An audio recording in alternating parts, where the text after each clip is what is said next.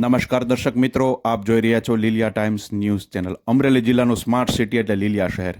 અહીંયા વેનિસ અને ની જેમ ભૂગર્ભ ગટર નદીઓની માફક વહી રહ્યા છે। લોકો પરેશાન છે। એક માસ અગાઉ લીલિયા ચેમ્બર ઓફ કોમર્સ દ્વારા ભૂગર્ભ ગટર પ્રશ્ને આંદોલન કરાયું હતું, પણ તેનું કોઈ નિરાકરણ ન આવતા અંતે વેપારીઓએ હવે કાયદો હાથમાં લીધો હોય તેમ આક્રોશપૂર્ણ રીતે લીલિયા ગ્રામ પંચાયતનું ટ્રેક્ટરની ચાવી લઈ અને ટ્રેક્ટર મેઇન બજારમાં આડું કરી અને રસ્તો રોકી દીધો છે।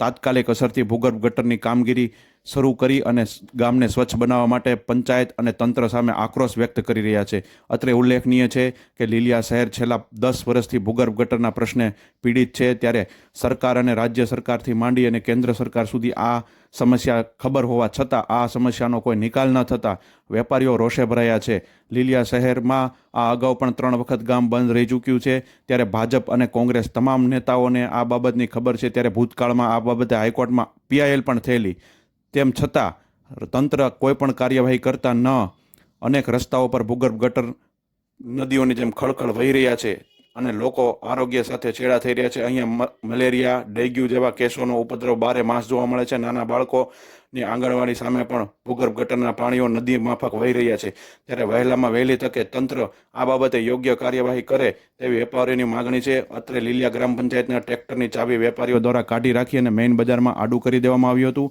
ત્યારે આ ટ્રેક્ટર જ્યાં સુધી ભૂગર્ભ ગટર ચોખ્ખી નહીં થાય ત્યાં સુધી આપવામાં નહીં આવે તેવી